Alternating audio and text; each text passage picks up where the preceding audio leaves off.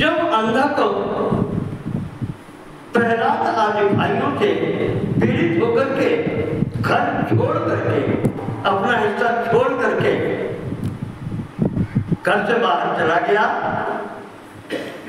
तो सनत कुमार जी कहते हैं कि अब ये जंगल में पहुंचा, इसने सोचा ये कि भगवान की आराधना के सिवाय अब और कोई गति है नहीं,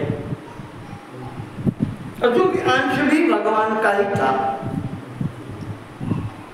शंकर जी से उत्पत्ति थी, अंदर को उन्होंने दे दिया था, तो इसको हिरण्याक्ष को दे दिया था कि तुम्हारे संतान नहीं है तो ये दे जाओ।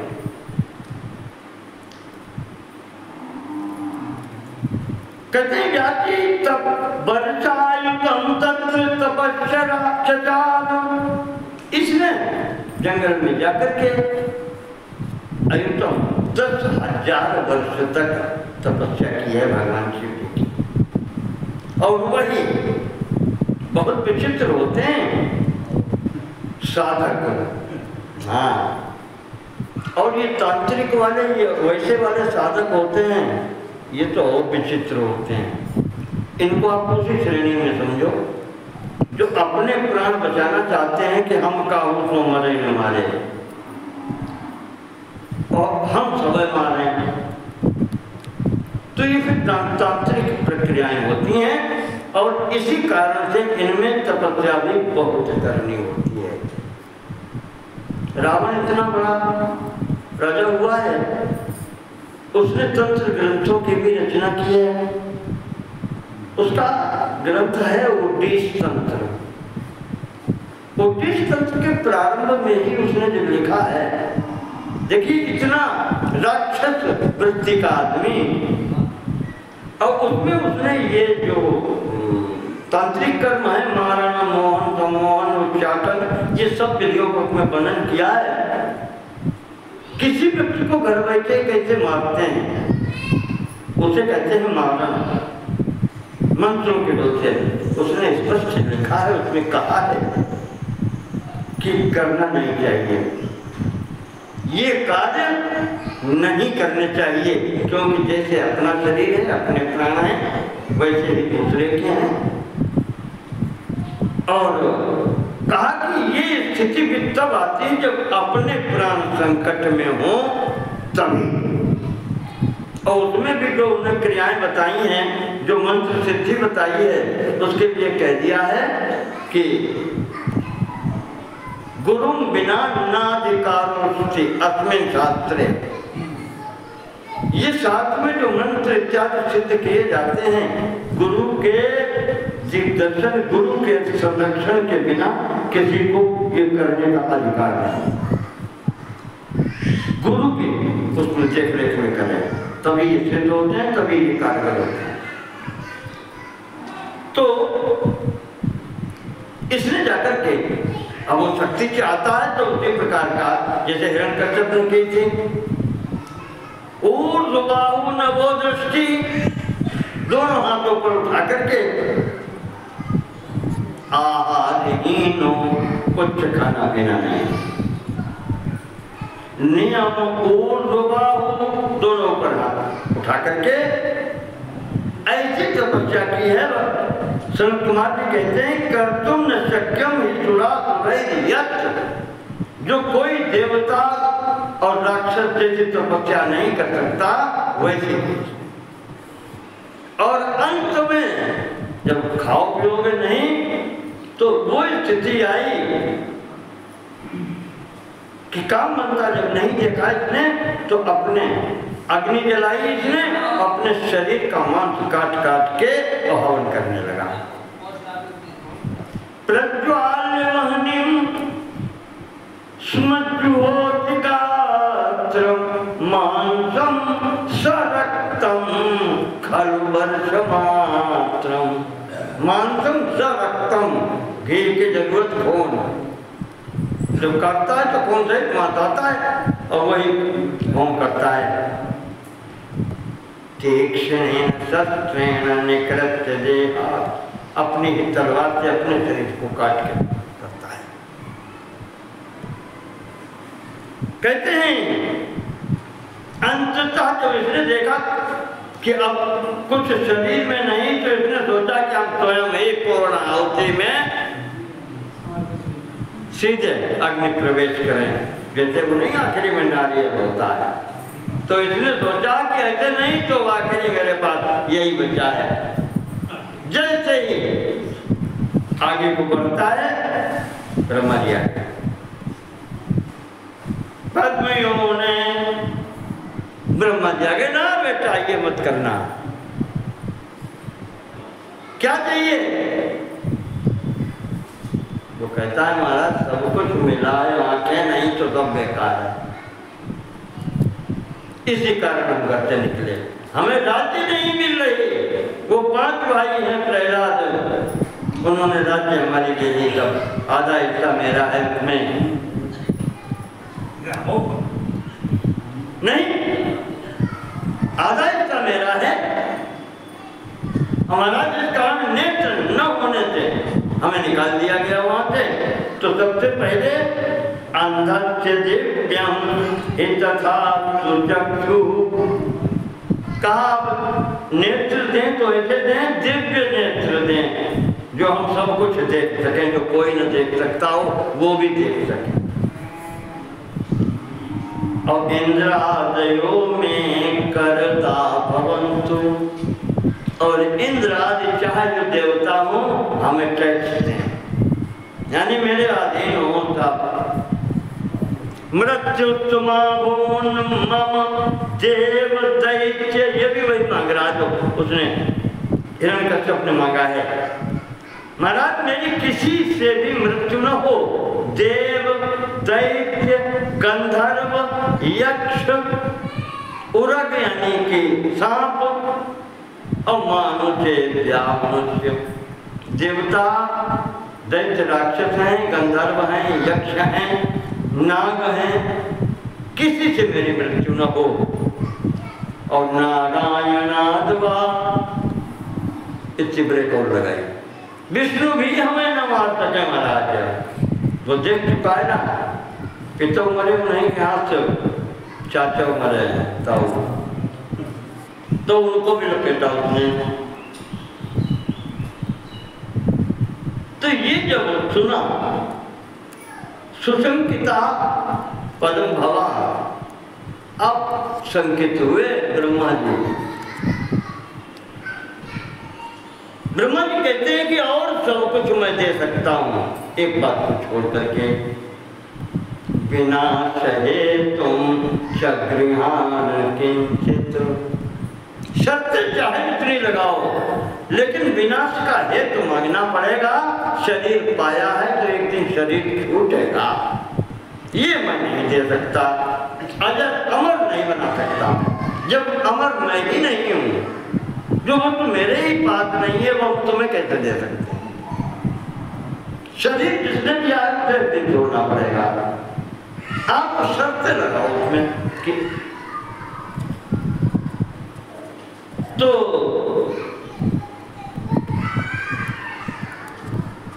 अब वो मांगता है, उसकी बुद्धि देखो, कालत्रये, देखो अंधक मांग रहा है कि मृत्यु से बचा कैसे जाए। लोग असंभव चीजें मांगते हैं। हिरण्यकश्यप ने कहा कि जो तुमने सृष्टि बनाई है उसमें तो कोई न मार सके। उसने अपनी बुद्धि लगाई, उसी तरीके से यहाँ पर बुद्धि लगा रहा है अंधक।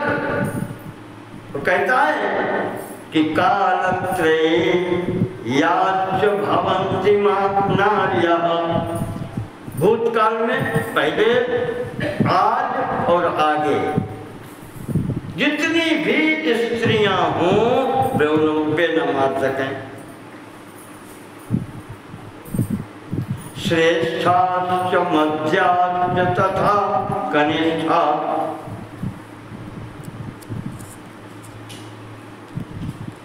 तासां च मध्ये खलु रत्नभूता, ममापि नित्यं जननीव काचित्। और उसी के बीच में मेरी माता भी तो हैं, मां जननी इव काचित।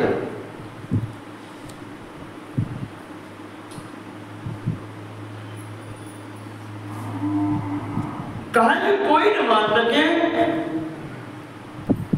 मेरा भाव सबके प्रति माता के समान है। जिस दिन मेरी बुद्धि खराब हो, इतनी बड़ी बात कह रहा है। कहा जिस दिन मेरी बुद्धि खराब हो, किसी स्त्री के प्रति मेरा दूषित भाव हो, तब हम मारे जाएं।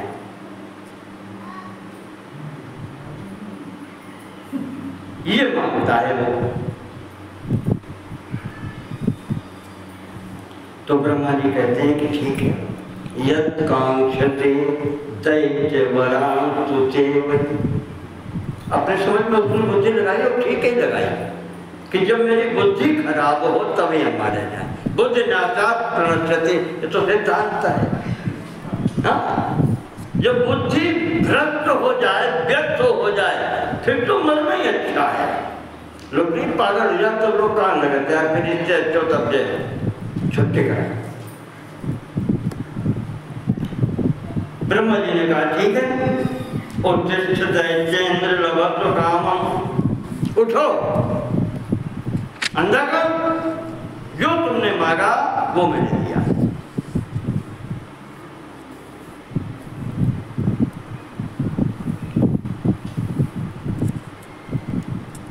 ये इस प्रकार से यहाँ पर पाकर के वरदान घर आता है। अब जब सही होके आ गया तो हिस्सा भी नहीं है। जो भी अब आवश्यक चीजें हैं सब इसको मिलती हैं।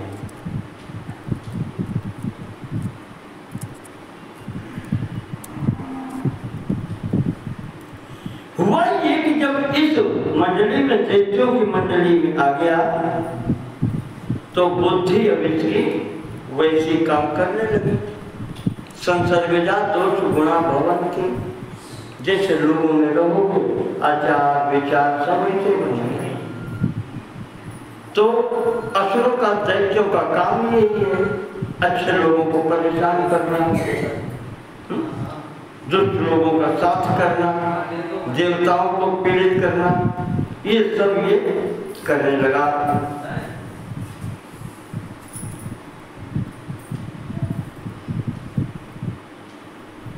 इसने ऐसे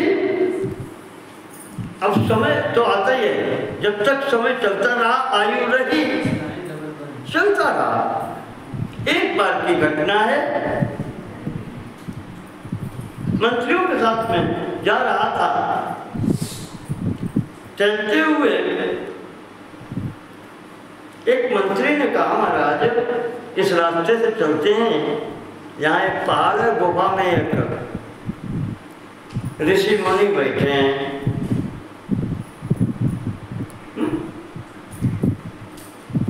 तपस्या कर रहे हैं और उनके संग में एक स्त्री हो रहे महाराज, बहुत सुंदर है। वही वाला भोज चढ़ाया इसको।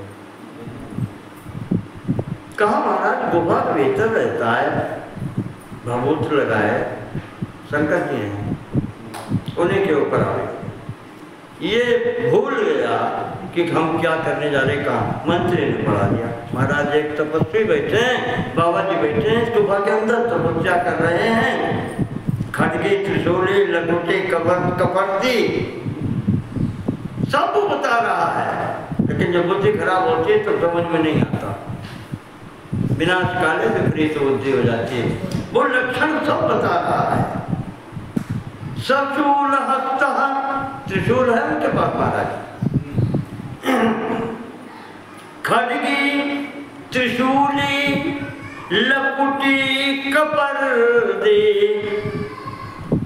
तलवार भी है उनके पास महाराज, त्रिशूल भी है, लाठी भी है, कपर्दी खपर चाहिए दवाएं, और चतुर्भुजो महाराज चार पांव वाले हैं,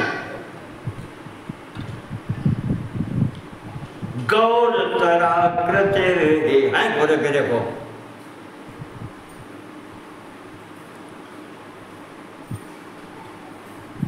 और उनके पास में एक उनका रक्षक भी रहता है, महाराज बंदर मुंह वालों है।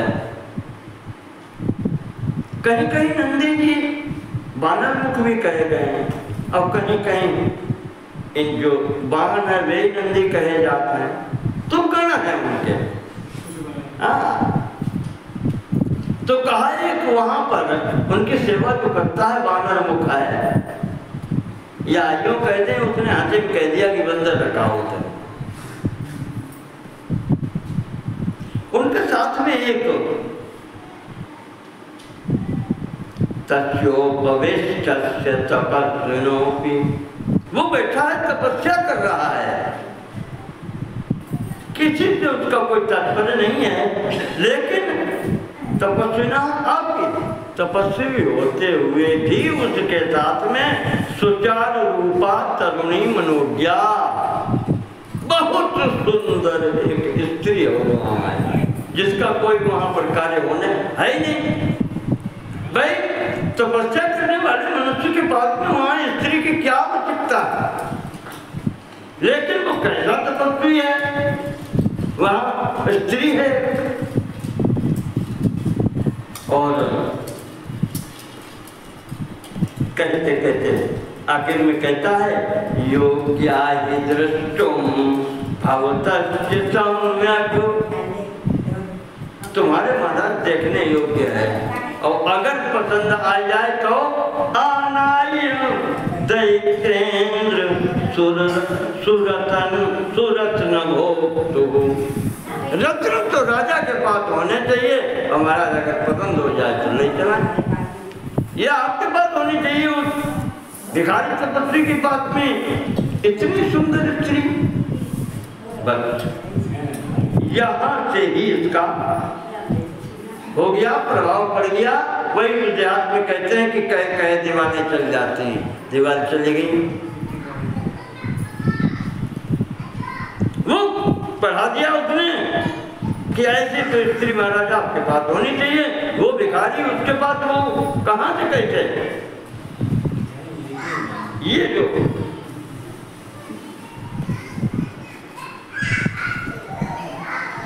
वो जब से शंकर जी ने हिरण्याक्ष को दे दिया था तब तक सामना तो हुआ नहीं अभी तक। पैदा हुआ तुरंत से छोटे सत्य उनने उठाए गए, हिरण्याक्ष को दे दिया, तो ये उतना वहां से परिचित भी नहीं। तपस्या करिए, ब्रह्मा जी आए, वरदान वो दे रहे, आगे जी नहीं, आगे ब्रह्मा जी ने दी, दिव्य दृष्टि दी, लेकिन अब यहाँ दिव्य दृष्टि तो तब काम करे जब वे चाहें। अमेरिका ने हवाई जहाज में तो काम तो तब दी जब वे हुमन चालू करी। हाँ, तो इस प्रकार से यहाँ पर भगवान के साथ में इसका हो गया युद्ध। केवल उस बात पर कि इसने भगवती को प्राप्त करने की कोशिश की। युद्ध शिव जी के साथ में इसका यहाँ भीषण युद्ध हुआ है। स्थिति ये बनती है कि इनके गुरु जी शुक्राचार्य जी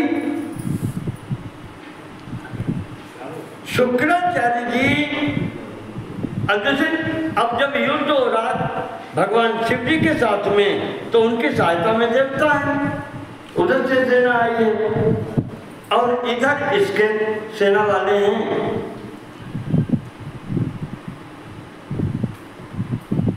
तो जब राक्षसों की सेना में कोई मरता है तो शुक्राचार्य जी जीवित कर देते हैं।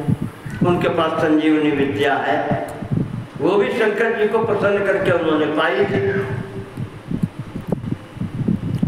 तो अब कोई बस नहीं, अब देवताओं को भागना पड़ रहा। देवता इसलिए भागते हैं, बंदूक की गोली लगे आदमी मर जाए तब तो ठीक है, चलो मरी को छुट्टी हुई, मरे आए कि नहीं अमर आए, कब हाथ पैर टूट गए तो फिर बेकार, मरने से तो बड़के हो गए, तो फिर ये प्राण बचा के भागते हैं। भागने लगे तब भगवान शिव जी ने देखा, इन्होंने पकड़ा शुक्राचार्य जी को और मुंह में डाल लिया। जग्राह शुक्रम सच देव देवो यथोपहारम सुचिना प्रदत्तम। जैसे आहुति छोड़ी जाते है, सुचिना प्रदत्तम उपहारम, शुचि अग्नि, जैसे अग्नि में आहुति छोड़ी जाती है, कोई दे रहा है, ऐसे ही भगवान ने उठाया शुक्राचार्य को मुख रूपी अग्नि में, हवन कुंड में, तो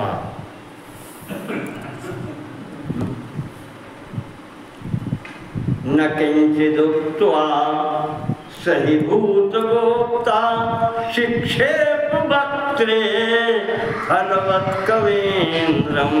कवीन्द्र महाराज शुक्राचार्य जी को भगवान ने जैसे फल मुंह में डालते हैं, ऐसे उठा करके मुंह में डाल दिया। चारों ओर राक्षसों की सेना में, दैत्यों की सेना में हाहाकार मच गया। अब क्या हो, अभी जो जीत रहे थे सब रखते थे, महाराज जी निकल गए, अंदर पहुंच गए पेट में। व्यास जी कहते हैं कि महाराज फिर हुआ क्या, आगे क्या हुआ? संत कुमार जी कहते हैं कि काव्ये निगीर्णे गिरिजेतरेण, कवि अर्थात शुक्राचार्य जी को जब निगल लिया, महाराज जी ने पेट में पहुंचा दिया, तो दैत्याजयाता बभूव। जो दैत्य थे वहां पर, उन्होंने सोच लिया कि अब तो जीत का कोई मतलब ही नहीं रह गया, जीत की आशा समाप्त हो गई।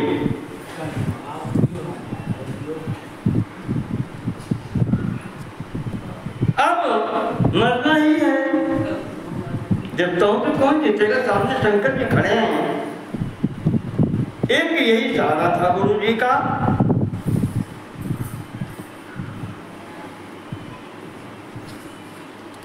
तो ये अंधक कहता है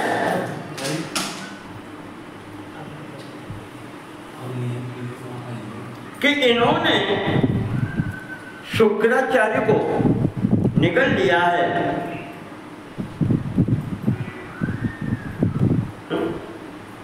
कहा कि इनकी सवारी ले चलो नंदी महाराज को।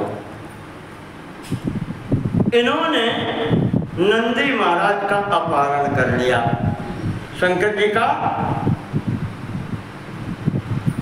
नंदिना चहरते शुक्रे गिरते चविकालिना। शुक्राचार्य को निगलने के शोक में इन दैत्यों ने क्या किया कि नंदी का अपहरण कर लिया। कहा चलो हम इन्हें ले जाते हैं।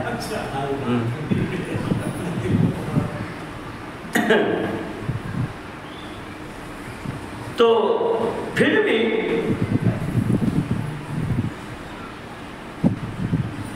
अभी इसीलिए हुआ कि तो हमारा माल वापस करो, हम तुम्हारा वापस करें। पुरानी वही बात है, मार कौन किसको पाएगा? हाईजैक हुआ मामला। उधर शुक्राचार्य जो पीठ में गए हैं भगवान शिव के, मर तो सकते नहीं, क्योंकि संजीवनी विद्या शंकर जी की ही दी हुई उनके पास है। बस ये है कि बंधन में, जेल में पड़ गए, अब भगवान चाहेंगे तभी निकलोगे।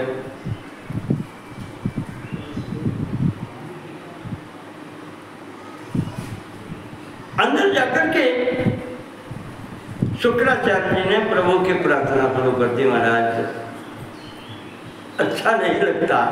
हमें आप धर्म से भ्रष्ट कर रहे, हमारा शिष्य है वो, हम उसके गुरु हैं, हम अपना दायित्व तो निभा रहे थे और आपने हमें ऐसा कर दिया।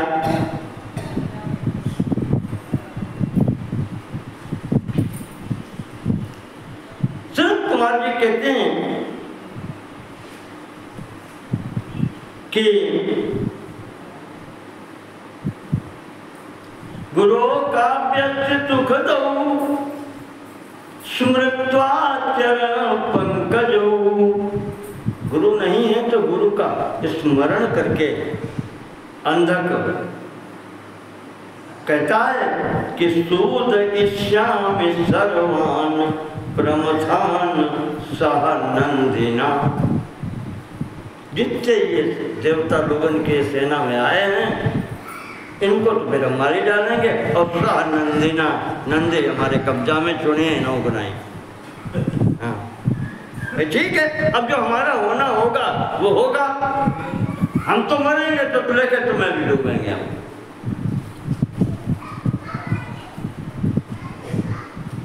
और फिर अंत में वही बात आ जाती है कि अगर साधारण आदमी है, अभी ये नहीं आया कि स्थिति क्या है, वो कहता है कि अगर मार पाए तो इन्हें मार के भी पेट से निकाल लें। अद्यैतान विवशान हत्वा सह देवै सबासवै भार्गवं मोचयिष्यामि जीवं योगीव कर्मतः। अगर बस चला तो शुक्राचार्य जी को मुक्त कराएंगे, क्योंकि वो तो योगी हैं, चाहे जहां हो वो मर नहीं सकते। तो जब तक हमारी स्थिति है करेंगे हम। ये जो सुना तो उसके साथ में जो सेना और थी वो फिर पलट पड़ी कि चलो प्रयास करते हैं। यहाँ पर फिर युद्ध होता है। कहते हैं कि शुक्राचार्य जी सवर्षाणाम शतम कुक्षौ, 100 वर्ष तक महाराज पेट में घूमते रहे इधर उधर।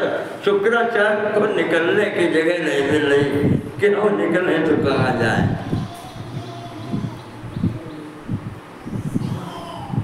भवस्य परितो भ्रमन् न तच्चिददृशेरंद्रम शुचेरंद्रम खलो यथा। फिर जब तक ये बाहर युद्ध चल रहा है और महाराज शुक्राचार्य जी स्तुति भी करते हैं भगवान शिव जी की, महाराज हमें मुक्त करें। तो महाराज जी ने फिर शुक्राचार्य जी को मुक्त किया। जब मुक्त किया तब ये बाहर आए और बाहर आकर के फिर भगवान शिव जी की स्तुति की कि भगवान हम आपके भक्त हैं, आप हमारी हर प्रकार से रक्षा करें। स्तुत्वा शिवम शुक्र पुनर्नत्वा शिवाज्ञया। इस प्रकार से स्तुति करके महर्षि शुक्राचार्य जी अपने पक्ष में फिर आ गए।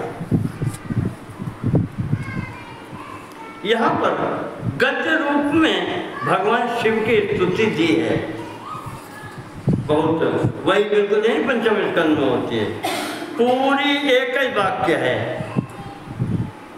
ओम नमस्ते देवेशाय सुरासुर नमस्कृताय बोध भव्य महादेवाय। भगवान के नाम है सब, मैं आपको सुनाई देता हूँ। भूत भव्य महादेवाय हरित पिंगल लोचनाय बलाय बुद्ध रूपिणे वैयाग्र वसन छदा यारणेयाय त्रैलोक्य प्रभुवे ईश्वराय हराय हरि नेत्राय युगांत करणाय नराय गणेशाय लोकपालाय महाभुजाय महाताय शूलिने। बहुत लंबा वाक्य है। और अंततः सर्वबाधा विमोचनाय बंधनाय सर्वधारिणे धर्मोत्तमाय पुष्पदंताय विभागाय मुखाय सर्वहराय हिरण्यस्रवसे द्वारिणे भीमाय भीम पराक्रमाय ओम नमो नमः। इस प्रकार से यहाँ पर सनत कुमार जी ने भी भगवान शिव जी की स्तुति की है। शुक्राचार्य जी के स्वर में ला करके कहते हैं एवं मंत्रवरम जब तो शुक्रो जठर पंजरात। भगवान शिव जी के इस स्तोत्र का पाठ करते हुए शुक्राचार्य जी मुक्त हुए। तो इस प्रकार से जब फिर शुक्राचार्य जी भगवान के शरीर से जब मुक्त हुए तो गुरु जी ने कहा कि फिर ये भी हमारे पुत्र हो गए। जब शंकर जी से उत्पत्ति हो गई तो गौरी जी ने भी इनको पुत्र की भांति अजरश्चामरः श्रीमान द्वितीय इव शंकर अजर अमर गुण निधि सुत हो। भगवती ने इस पुत्र को ये वरदान दे दिया।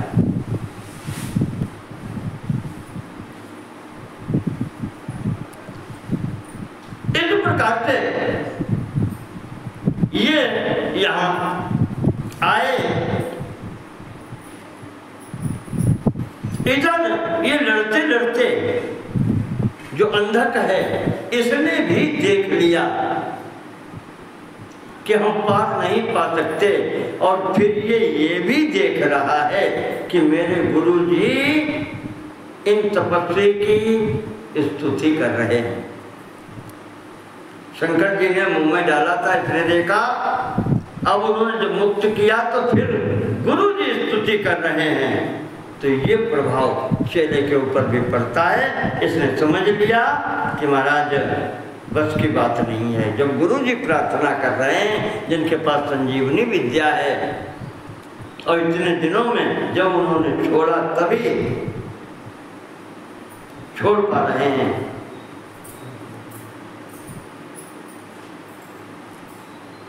एक बात मैं भूल गया बीच में, युद्ध क्षेत्र में हुआ जहाँ ये हुआ था कि महाराज जी ने इसको त्रिशूल से मारा है।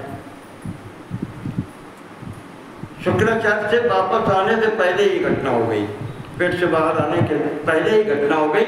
महाराज जी ने शूल का प्रहार किया अंधक के ऊपर, और अंधक शूल में बिध गया।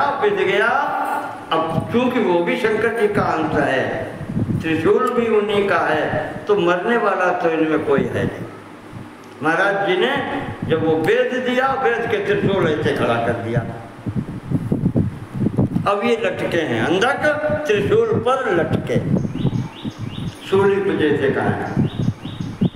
क्योंकि शिव जी का ये पुत्र है, शिव जी ने दिया था हिरण्याक्ष को, उन्हीं का अंश है, तो मरने वाला ये भी नहीं है, इसे कोई मार ही नहीं सकता। ब्रह्मा जी का वरदान है, सब है। तो शंकर जी को भी क्या चाहिए? जिसकी प्रकृति विलास सृष्ट लय हुई, मारने में कितनी देर है? तो उन्होंने भी इच्छा नहीं की, तो अपना ही है, वो लटका दिया, वो लटका है, और खून तो बहेगा ही, तो सीधा पिता है। तो उधर ये स्थिति हुई, तो उसने भी देखा यहाँ पर शुक्राचार्य जी को, और शुक्राचार्य जी ने स्तुति की, उन्होंने भी देखा कि हमारा चेला की दसाइया है। तो वो वहां पर खड़े होकर के अष्टोत्तर शतम हेतन मूर्तिनाम परमात्मनः, अष्टोत्तर शतनाम जपो जाए शंकर सतनामा। भगवान के 100 नामों से, 108 नामों से स्तुति करते हैं, और उसके लिए कहते हैं भगवान अब इसको शिष्य है हमारा, अब इसे आप मुक्त करें, छोड़ें। इधर उसकी भी लटके लटके वहां बुद्धि शुद्ध हुई, वो भी स्तुति करता है भगवान की। भगवान प्रसन्न हुए, देखा उसकी ओर, कहते हैं कि भो भो दैत्येंद्र तुष्टोस्मि, चलो तुम्हारी जो हुआ तो हुआ, तुम्हारी स्तुति से हम बहुत प्रसन्न हैं। यमेन नियमेन च, इन्हें यम नियम को पालन कहा करो, लटके हैं हवा में। हाँ, लेकिन वो तो हो ही गया, व्रत हो ही गया, खाना तो मिला नहीं वहां कुछ, मजबूरी में नियम का पालन हो रहा है, जब संपर्क है ही नहीं नीचे से। अब कर भी क्या सकते, तो धैर्य भी है, अब जो होगा वो होगा। और कैसे कि जंगल में पहुंच गए, शेर सामने आएगा तो क्या करोगे? तो उन्होंने कि फिर हम क्या करें, जो कुछ बात करिए तो करिए, हम क्या कर सकते हैं भाई, शेर सामने आ जाए तो हमारी गति क्या है, फिर तो शेर ही करेगा जो कुछ करेगा। तो वही स्थिति यहाँ पर है, शंकर जी के सामने दूसरों को उनका करेगा, जो कुछ वो करेंगे वो। तो भगवान ने कहा हम बहुत प्रसन्न हैं, अंदर तुम वरदान। अब इधर गुरु जी की भी कृपा हुई तो भगवान की भी कृपा होगी। गुरु जी ने कहा शिष्य महाराज छोड़ो है, तो अंधन कहता है भगवान हमने जो अपराध किया वो हमें सजा मिली, दंड दिया आपने, अपने हाथों से दिया। अजानता त्वां तत्सर्वं, महाराज हम आपको पहचान नहीं, अनजान में हुआ ये सब।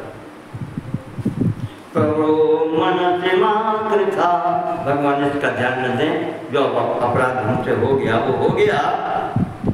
पार्वत्यामपि दुष्टम यत् काम दोषात् कृतं मया, ये मेरी भूल थी माता के प्रति, जो हमने दुष्ट दृष्टि डाली है, दुष्ट भाव बना करके माता को देखा, यही हमारा दोष था। और भगवान आपने हमें दंड दिया बिल्कुल उचित है। क्षम्यता में महादेव कृपणो दुखितो वृषम, महाराज जी पर लटके हैं, अब क्षमा करो, नीचे उतार लो महाराज, बहुत तकलीफ है।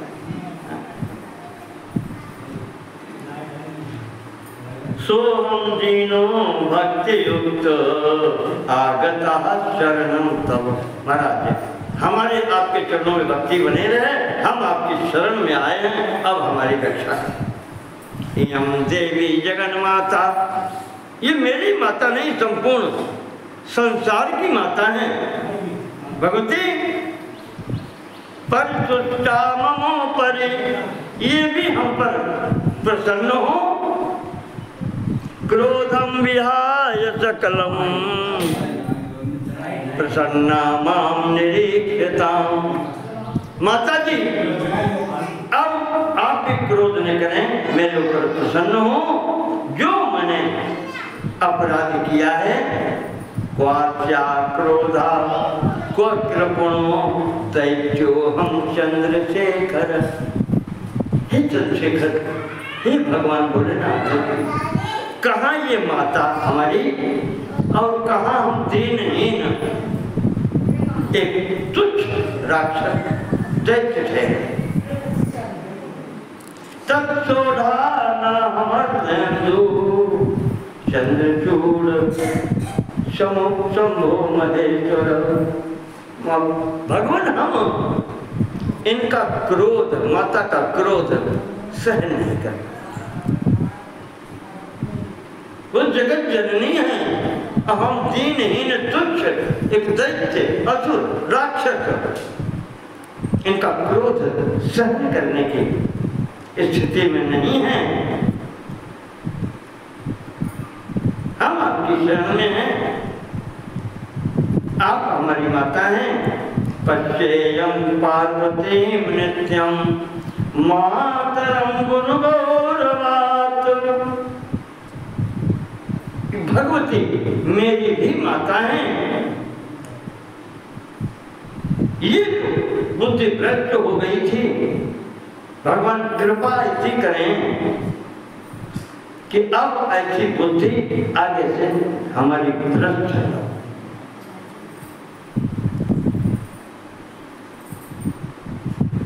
अब कहते हैं कि महाराज एक कृपा और कर दीजिए कि जिस संगत में हम पढ़ करके बुद्धि मेरी ये खराब हुई, अब उस संगत में जाना भी न पड़े, वो समाप्त कर दो महाराज। और कुछ नहीं चाहते, ऐसी संगत नहीं चाहते जहां पर इस प्रकार की बुद्धि खराब हो। हम वहां नहीं जाएंगे। उसने कह दिया प्रभु हम वहां नहीं जाएंगे जहां पर ऐसी स्थिति होती है। शरद कुमार जी कहते हैं जब इस प्रकार से उसने स्थिति की, माता के समक्ष जगत जननी भी हैं, भगवान भी हैं, तो शंकर जी ने पार्वती जी की ओर देखा कि अब तो बच्चा है भाई, ये वही है जो दिया था हिरण्याक्ष को। थोड़ी सी बुद्धि खराब हुई थी तो दंड भी दे दिया, अपने ही है, सजा अपने ही को दी जाती है, दे दी, दंड दे दिया जो कुछ देना था। अब इसको यही रखो, यही तुम्हारा पुत्र है, अब ये यही रहेगा। माता इन्होंने अंधक दोनों को जो प्रणाम किया, पार्वत्या पाग्राता, माता जी ने सर पर हाथ रख करके आशीर्वाद दिया, मस्तक सूंघा। हाँ, मूर्धनु पाग्राता शंकरेण जधीमता, और शंकर जी ने भी मस्तक सूंघा है और माता ने आशीर्वाद दिया। इस प्रकार से कहा कि तुम अब यहीं रहोगे और मेरे जो गण हैं इनमें तुम्हें हम मुख्य बनाते हैं। तो एक मंडली के मुख्य ये भी बना दिए गए। इस प्रकार से यहाँ पर ये अंधक गणपति पद इसने भी यहाँ पर प्राप्त किया है। बोले शंकर भगवान की जय। तो इस प्रकार से ये अंधक यहाँ गणों में स्थान पाया। शरद कुमार जी कहते हैं कि अंधक का वृत्तांत हमें तुमने सुनाया, बहुत विचित्र स्थितियां हैं। इसी क्रम में यहाँ पर व्यास जी का प्रश्न नहीं है और स्वयं बताते हैं शरद कुमार जी कि शुक्राचार्य जी ने ये संजीवनी मंत्र कैसे पाया, भगवान से संजीवनी विद्या कैसे पाई। कहते हैं कि एक बार शुक्राचार्य जी गए तो विद्या प्राप्त करने थे वाराणसी नगर में। शुक्राचार्य जी गए वहाँ पर बहुकाल तपस्या पे बहुत दिन रह करके वहाँ पर तपस्या की। भगवान विश्वनाथ की सेवा की। स्थाप्या मात्र तत्रैव लिंगम शंभो परात्मना, वहाँ शुक्राचार्य जी ने भी एक शिवलिंग की स्थापना की गई है। काशी में शायद शुक्रेश्वर महादेव भी है, शुक्रेश्वर महादेव हैं, वो शुक्राचार्य जी की स्थापना है अलग।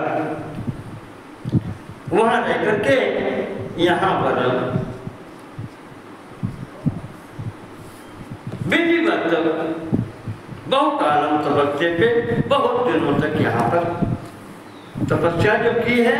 भगवान प्रसन्न हुए, सामने आए, कहा वरदान मांगो। तो शुक्राचार्य जी कहते हैं कि प्रभु देना है तो आप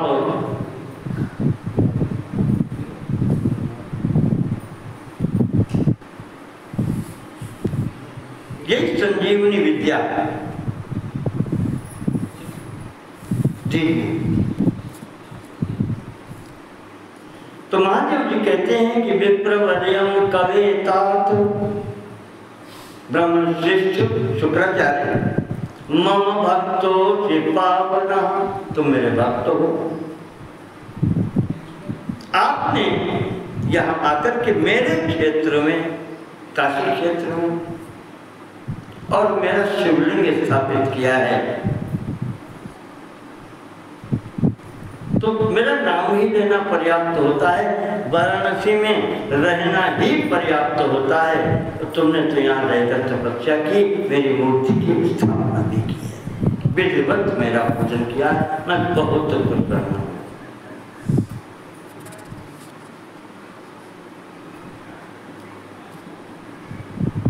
तुम्हें मैं जो तुमने मांगा है, मृत संजीवनी नाम विद्या या मम निर्मला, निर्मल विद्या जो है, मृत संजीवनी जिसको कहते हैं, मरे हुए व्यक्ति को भी मंत्र बल से जीवित करने वाली विद्या। तपोबलेन महता मयैव परिनिर्मिता, भगवान स्वयं कहते हैं कि मैंने भी तपस्या करके इसका निर्माण किया है और मैंने किसी को दी नहीं है।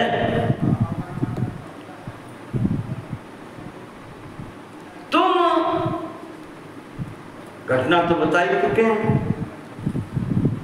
शुक्राचार्य जी की, कहा तुम मेरे पुत्र के बराबर हो, योग्यता तेस्ति विद्या, या तुम्हारे अंदर विद्या धारण करने की योग्यता है, तुम अच्छे शिष्य हो, इसलिए हम तुम्हें ये विद्या दे रहे हैं।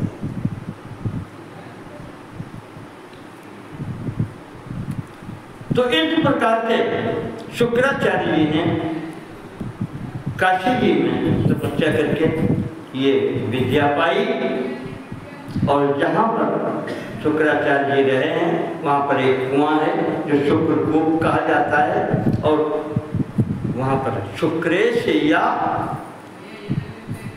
शुक्राचार्य जी के नाम पर शुक्राचार्येश्वर कहने, इस नाम से शिवलिंग स्थापित है। यहाँ पर जो भी व्यक्ति जाते हैं, पूजा करते हैं, उनको अनंत पुण्य की प्राप्ति होती है।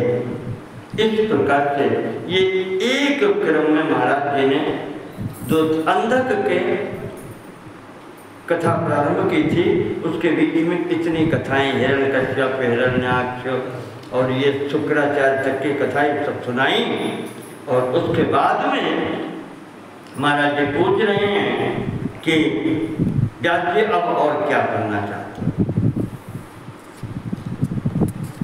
तो व्यास जी कहते हैं कि महाराज इदानीं श्रोतुमिच्छामि चरितम शशिमौलिना, उनके लीला चरित्र तो चल ही रहे हैं। चंद्रशेखर भगवान शिव जी के, जिनके जटाओं में चंद्रमा रहता है। महाराज ये आपने बताया अंधकासुर जो है ये गण हो गया भगवान शिव का। हमने महाराज सुना है कि बाणासुर भी गण हो गया भगवान का था, वो भी असुर था। महाराज उसकी कथा सुनाओ कि उसे ये शिव जी के गण होने का सौभाग्य कैसे प्राप्त हुआ। बाणासुर राजा बलि का पुत्र है।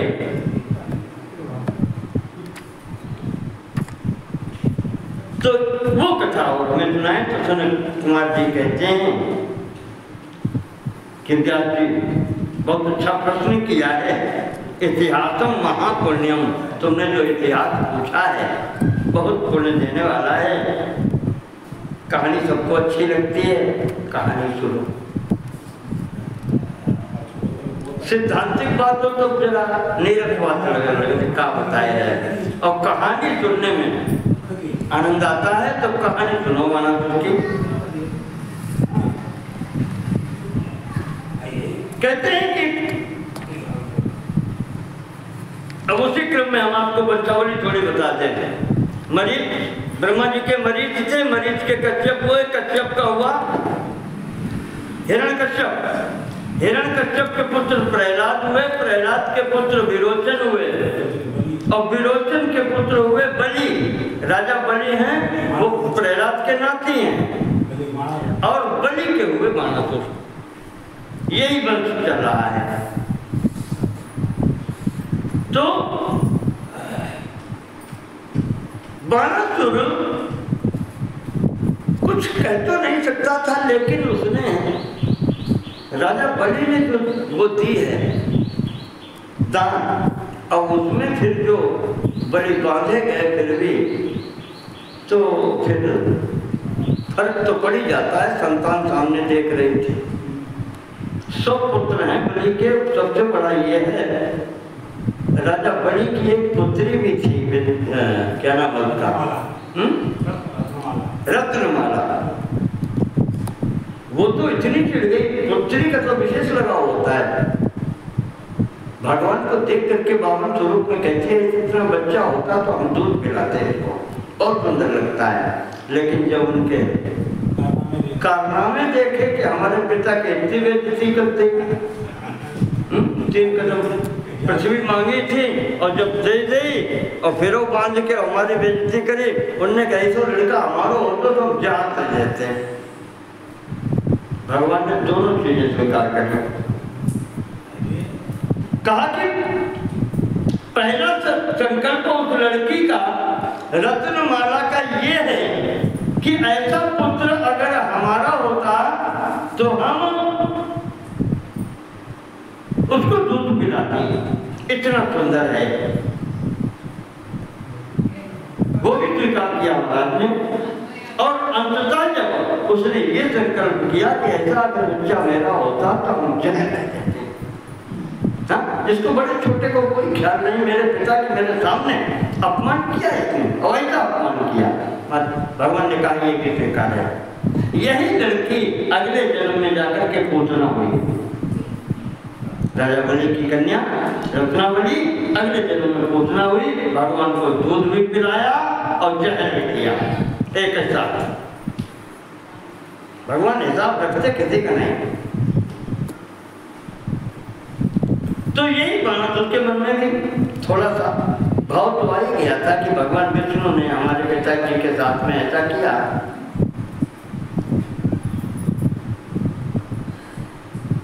क्योंकि राजा बलि का झुकाव उस तरफ था, प्रहलाद के समय से चल रहा। प्रहलाद भगवान विष्णु ने कृपा की है तो प्रहलाद विरोचन और यहाँ तक स्थिति बनी चली आई थी। लेकिन यहाँ इसने जब पिताजी की स्थिति देखी तो इसको थोड़ा सा ये हो गया, तो इसका झुकाव इधर हो गया शिव जी की तरफ। बलि के बाद में ये शोणितपुर स्थान था, वहां का शासक था।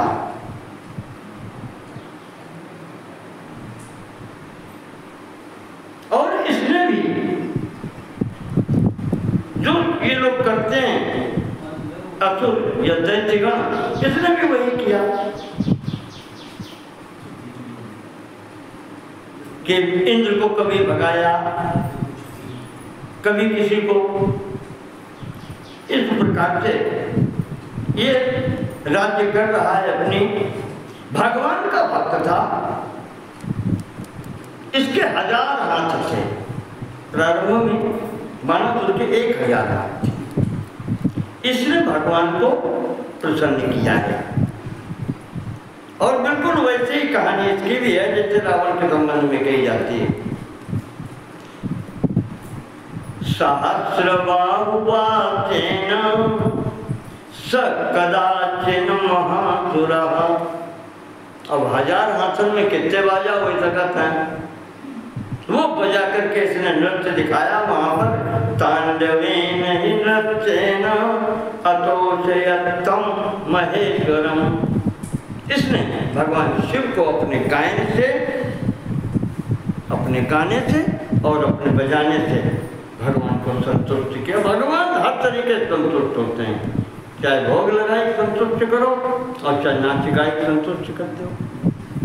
हाँ, आशुतोष तुम अवधरदानी, बहुत जल्दी प्रसन्न होते हैं। एक चोर था, शायद आगे कथा आएगी, चोरी करने गया, कुछ मिला नहीं, देखा घंटा बहुत बढ़िया है, शंकर जी को ऊपर रख के पाँव खड़ा हो गया, घंटा उतारने लगा। भगवान प्रसन्न, बेटा मांगो क्या चाहिए। लोग तो फूल पत्ती चढ़ाओ, तुम तो खुदे चढ़े गए। ऐसे है प्रभु, अरे भाव करो, ये बगैर भाव के है। वो नहीं जानता वो घंटा उतारने के चक्कर में है। बिना भाव किए ये फल हो जाता है, भाव करके देखो। भाव से ही खंबा फाड़ के निकलता है।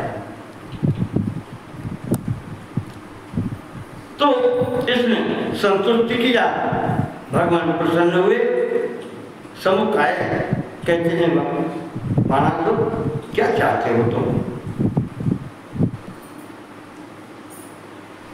क्या इच्छा है तुम्हें। तो वो मांगता है भगवान, अब सब मांग के देख चुके, हम कर लें सो हम कर लें सो हमें कोई मार न पावे। वो कहते महाराज हो, हमारी रक्षा की जिम्मेदारी आप ले लो। सबसे आगे निकलाइए, हमें कुछ न करिए पड़े, तुम जानो हमारी सुरक्षा कैसे हुई है। इसने अपनी सुरक्षा सीधे महादेव को सौंप दी। मद रक्षको भव सदा मधुपथा पुराधिपा, मेरे राज्य के, मेरे नगरी के आप रक्षक हो और मद उपस्था, मेरे समीप आप हमेशा रहें और मेरी रक्षा करें। अब क्या कर सकत हो, तो हाँ करिए। कुछ ऐसी विशेष चीज मांगी नहीं है, का रक्षा करें तो ठीक। तो ये तो प्रकार से जब रक्षक नियुक्त हो गए तो आना जाना हो गया, घर भीतर तक का आना जाना हो गया। ये यहाँ आते थे, बाणासुर वहां तक पहुंचता था, पार्वती जी के पास वहां तक चलते गए। बाणासुर की एक पुत्री थी, नाम का उसका ऊंचा, ये भी आती जाती थी। जब पिताजी जा रहे तो पिताजी के साथ में ये भी पहुंच गई, माता जी गई उनके साथ पहुंच गई। तो ये बिटिया थी, आती जाती थी, आती जाती रही। धीरे धीरे बड़ी होती है लड़की, विवाह योग्य आयु। एक दिन की घटना है, भगवान शिव पार्वती जी एकांत स्थली में बैठे थे। तो बिटिया की दृष्टि पड़ गई, विवाह योग्य थी, अच्छा बुरा सोचने वाले तो सब होते हैं। तो इसकी ये संकल्प उठा कि ऐसे जैसे भगवान शिव और पार्वती जी बैठे हैं, ऐसे ही हमारा विवाह हो जाए। विवाह की इच्छा जागृत हो गई उस बिटिया के हृदय में।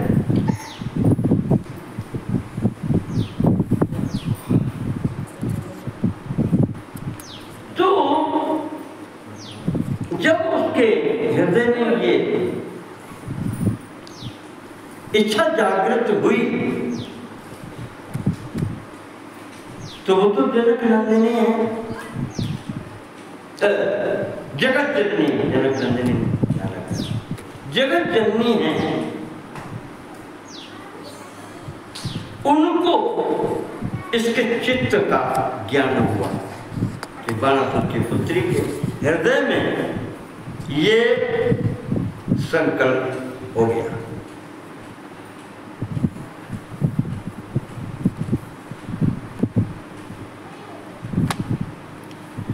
वहां पर जब भगवती जी एकांत स्थल में हुई माता पार्वती, इन्होंने उसको बुलाया, उषा को पार्वती जी ने अपने पास बुलाया और बुला करके इससे कहा कि बेटा अभी समय नहीं है, जब समय आएगा तो स्वप्न में तुम्हें अपने पति के दर्शन होंगे और जिस पति का दर्शन तुम्हें स्वप्न में होगा उसी से तुम्हारा विवाह होगा। भगवती ने ये दे दिया वरदान।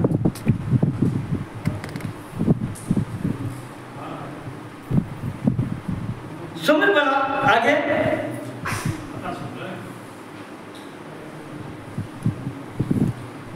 इसी बीच में बाणासुर आता जाता रहा भगवान के यहाँ। ताकत ज्यादा होती है तो उसका भी बहुत ज्यादा चलती है।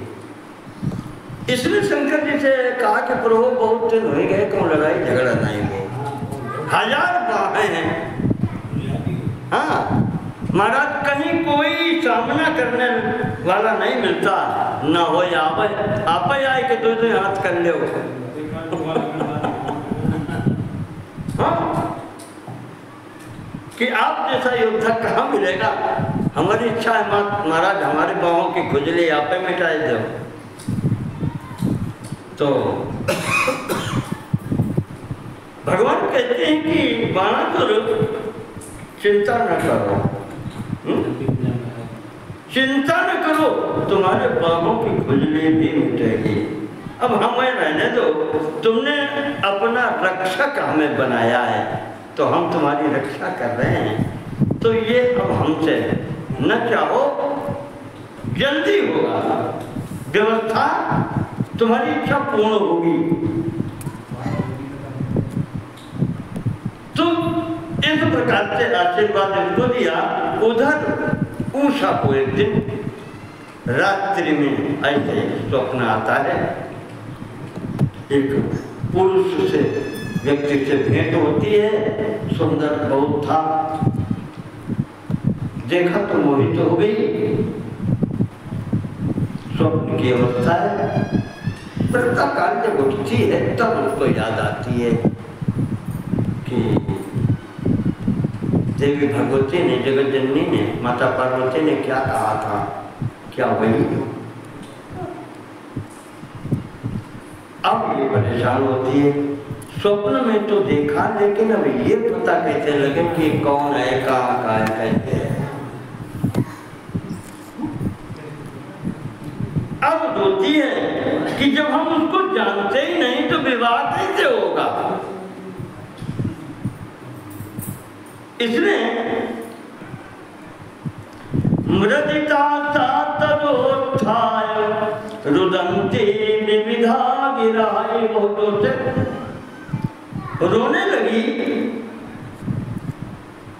सखीभ्यः कथयित्यादि, सखीभ्यः कथयित्वा तु देहत्यागे कृतक्षणम्। सखियों को इसने बताया कि ऐसा ऐसा हुआ है और हमें नहीं मिलेंगे तो हम शरीर छोड़ देंगे।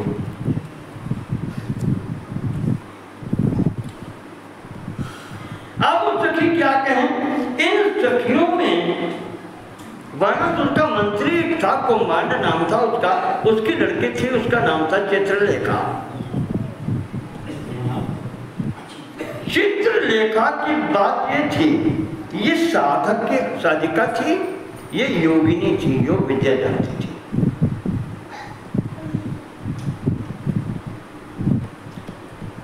इसने पूछा कि बात क्या है, बात तो बताओ। वो उषा ने इसको सब बताया। तो चित्रलेखा कहती है कि अगर मिल जाए तो पहचान लो, पहचान सकती हो? चलो कुछ पता नहीं कौन है, कहाँ का है, पहचान सकती हो तो उसका कहती है कि हाँ पहचान लेंगे। अगर सामने आ जाएगा तो पहचान लेंगे। तो चित्रलेखा ने कहा तो हमारा नाम चित्रलेखा है, हम चित्र बनाना जानते हैं, हम चित्र बनाते चलते हैं। और तुम केवल 3 लोगों के चित्र बनाने हैं, देवताओं के, मनुष्यों के, राक्षसों के। मनुष्य आकृति में यही 3 लगभग हैं।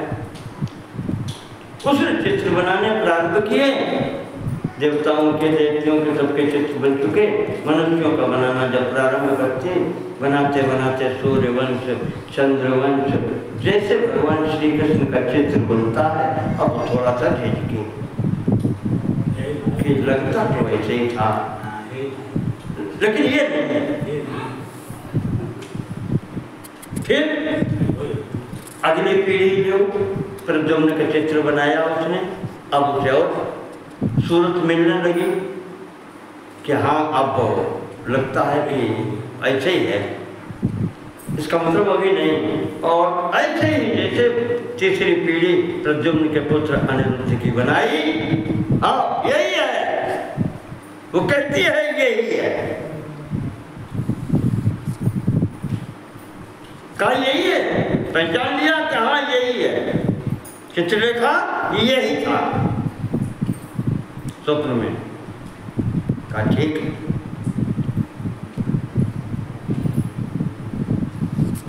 कहा ठीक है, जो तुम कह रही हो कि यही है तो रात होने दो, पकड़ के लाते हैं। उसने कहा कि जहां कहीं भी है, हाँ उसने कहा कि जहां कहीं भी है, व्यसनम ते पकर्षामि त्रिलोक्याम यति भाव्यते, तीनों लोगों में कहीं हो हम लाते हैं। समानेश्यम नरम यस्ते मनोहरता, जिसने तुम्हारे मन का हरण किया है, जो भी ये मनुष्य है हम लाते हैं।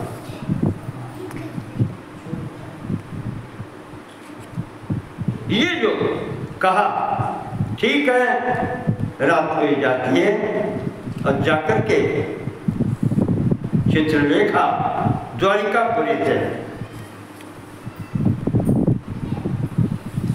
अपनी योग विद्या का दिखा करके इसने प्रद्युम्न को जो चारपाई पर सो रहे थे, चारपाई सहित लेकर के उषा के महल में रख दिया आकर के।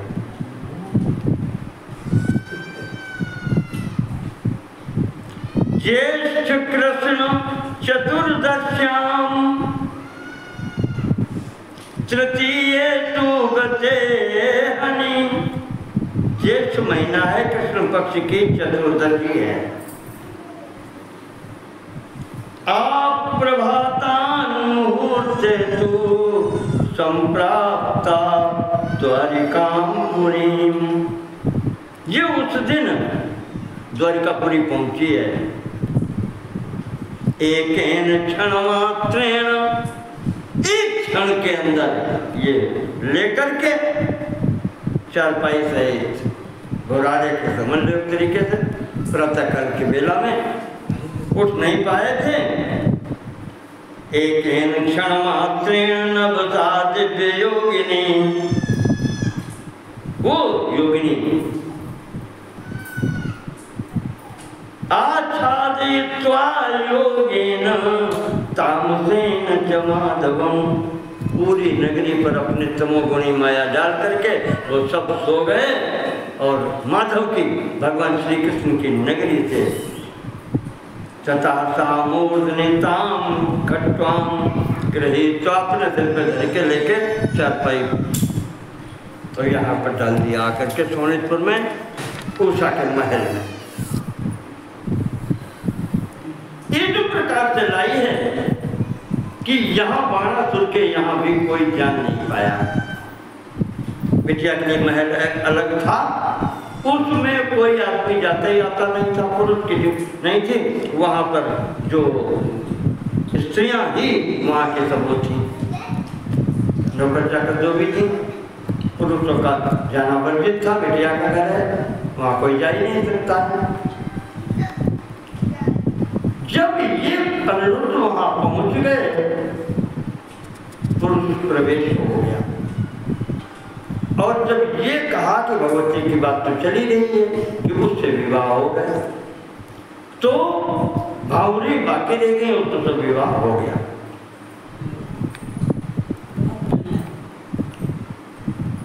समय बीता वहां पर 4 से 10 दिन, 8 दिन, महीने भर। जो स्त्रियां वहां करती थी कार्य उसका, यद्यपि वो नजर से बचा करके रखती थी सबकी, लेकिन व्रत माताएं चाल ढाल हाव भाव से पता चल जाता है कि हृदय के अंतर्गत क्या है। चेहरे के बनावट से आकारैरिंगितैर्गत्या, मनु जी ने लिखा है, आकारैरिंगितैर्गत्या चेष्टया भाषणेन च। चेहरे से पता चल जाता है भाव, इशारों से भाव पता चलता है, गति से भाव पता चलता है, चेष्टा तुम कैसे बोलते हो, क्या करते हो, उससे पता चलता है, बोलने से पता चलता है तुम्हारे हृदय के अंतर्गत क्या है। नेत्र वक्त्र विकारैश्च लक्ष्यते अंतर्गतम मना। तुम्हारे नेत्रों के भाव थे, तुम्हारे चेहरे के भाव थे, अंदर क्या है पता लग जाता है। जैसे नहीं पुरानी भाषा में कहते हैं कि खत का मजमू भांप लेते हैं ये बाबा देखकर। हाँ, आचार्य देखते बड़ी बूढ़ी व्यक्तियां वहां काम करती थी, उन्होंने समझ लिया कि इस लड़की का किसी पुरुष से संपर्क हो गया। उन्होंने समझ लिया या तो कोई अंदर है, लड़की जब बाहर जाती नहीं है तो फिर कोई अंदर है। उन्होंने जब देखा क्योंकि राजा की लड़की है, अगर कोई बात हुई तो दंड हमें मिलेगा कि तुम बने रहेंगे, कैसे हुआ। उन्होंने जाकर के राजा को बाणासुर को सूचना दी कि महाराज हम नहीं जानते क्या हुआ, कैसे हुआ, मगर हमें यह लगता है कि महल के अंदर कोई पुरुष है, और अगर पुरुष है तो महाराज हम नहीं कह रहे, आपके पुत्री के हाव भाव से पता चलता है, क्योंकि पुरुष है तो उसके साथ है। हमें आप फिर बाद में ना कहें। ये जो कहा इन्होंने, अब वो कोई नौकर जाकर के कहे और कोई अच्छी बात तो है नहीं। अब चूंकि बात है तो बेटा को सुननी तो पड़ेगी। तो वो तुरंत एकदम क्रोधित होकर के अथवा क्रोधा तत्र गत्वा ददर्शः, बाणासुर क्रोधित होकर के घर से निकलता है। 1000 वहां हो जाए हैं, कौन सेना की भी जरूरत नहीं है। गया वहां पर और जाकर के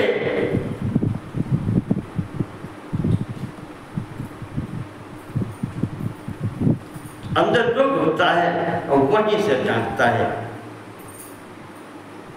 कि अहो मनुष्यो रूपाद्या साहसी धैर्यवान थी।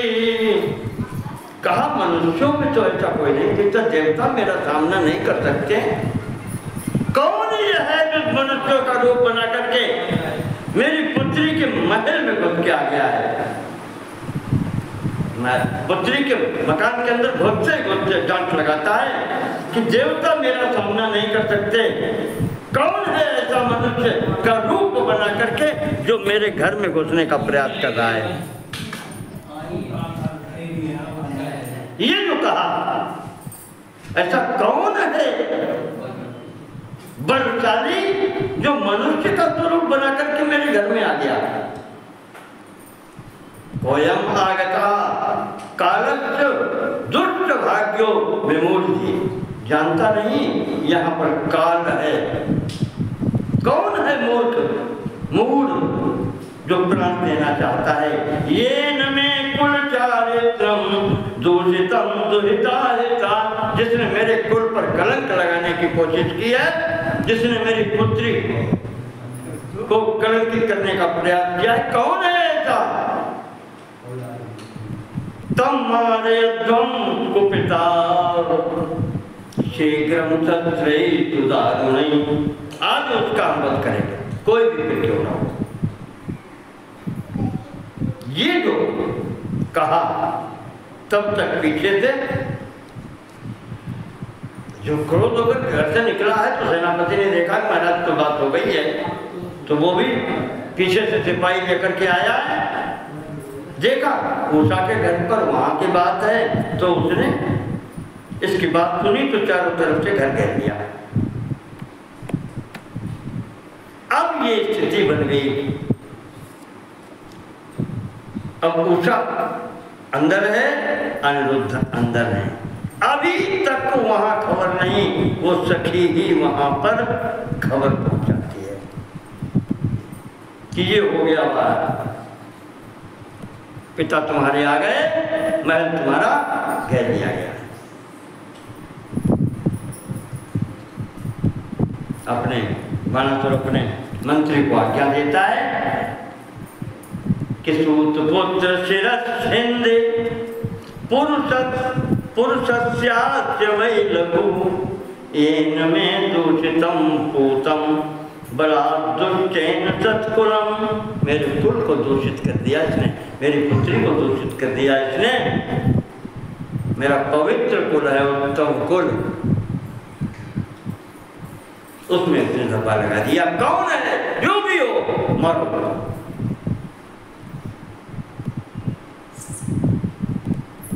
ये जो कहा तो कुंभकर्ण जो सेनापति है वो आगे आता है, आगे आकर के डांटता है, कौशिकस्याति वीर सत्यम वद ममाकृता। अंदर घुस करके जाता है, कहता है कौन है, कहाँ है, सामने आओ। कस्याति, तुम किसके हो, अर्थात किसके पुत्र हो, यहाँ कैसे आए? अगर सामने आकर के सही बात बतलाओगे तो शायद छूट भी जाओ। राजा कृपा करते हैं हमारी, शायद छूट सकते हो, सत्य बोलो। तो अनिरुद्ध जी तो अनिरुद्ध बड़े आदमी के लड़का भले से थोड़े होते हैं। उन्होंने भी जवाब उसी स्तर में दिया, रे रे दैत्याधम सखे, अधम दैत्य के तुम भी सखाओ, कर पिंडोपजीव कहा। तुम तो राजा के नौकर हो, कर पिंडो उपजीव कहा, जो राजा तुम्हें खिलाता है उस पर तुम पलते हो।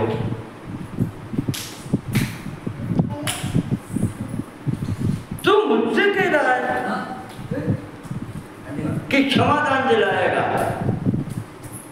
कब तुम मेरे सामने खड़े नहीं हो सकते, और जो तुम मुझे कह रहे हो तो हम वो नहीं हैं, हम भी क्षत्रिय हैं, और मेरे स्वभाव में भागना नहीं है। दैन्यम पलायनम चाथ शूरस्य मरणाधिकम। हम क्षत्रिय हैं और क्षत्रिय के लिए पीठ दिखा करके भागना नहीं होता है, मरना अच्छा है। युद्ध में लड़के मरेंगे, हम पीठ दिखाने वाले नहीं हैं, न हम जनता दिखाने वाले हैं, न हम हाथ जोड़ने वाले हैं। क्षत्रिय रणे श्रेयो मरणम सम्मुखे सदा। ये कह रहे हैं कि हम क्षत्रिय हैं, और इनके खानदानी आजकल बताओ थे कि हम क्षत्रिय नहीं हैं, हम बैकवर्ड हैं। ये श्री कृष्ण का नाती है, प्रद्युम्न का लड़का है, वो कहता है क्षत्रिय हैं हम, पेट दिखाकर भागने वाले नहीं हैं। माने जाएंगे, युद्ध करेंगे, पुर्जा पुर्जा कट पड़े तो छाड़े रखे, ये क्षत्रिय की पहचान है। एक प्रकार से उसने जब आवाज दिया आवाज आने पर यहाँ पर युद्ध होता है। युद्ध हो गया, कुछ मरे कुछ हुए। इस समय अब बाणासुर देख रहा है, तब आकाशवाणी होती है कि भो भो बाण महावीर,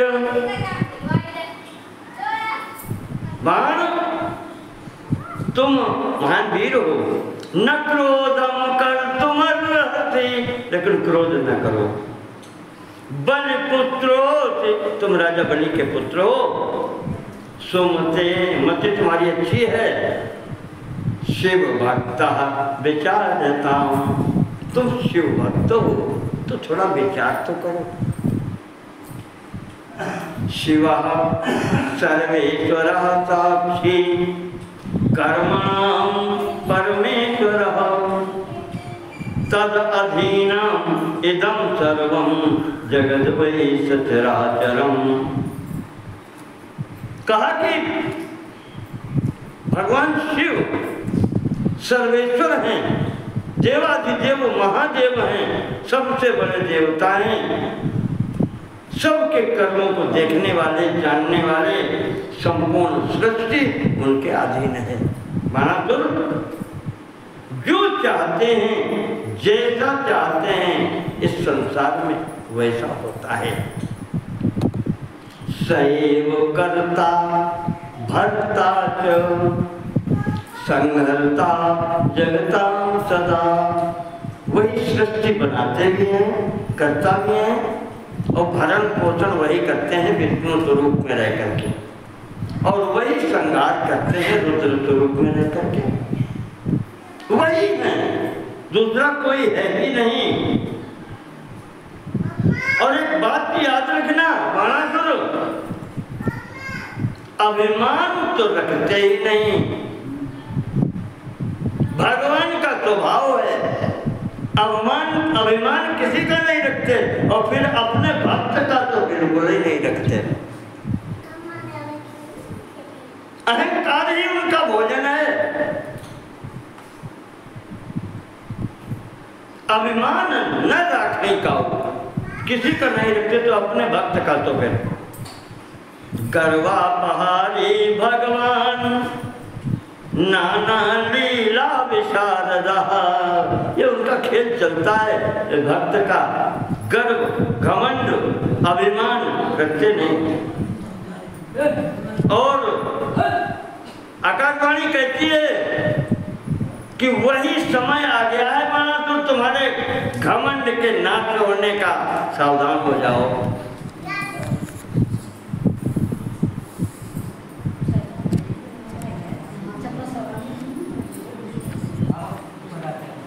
प्रकार से यहाँ पर जब आकाशवाणी होती है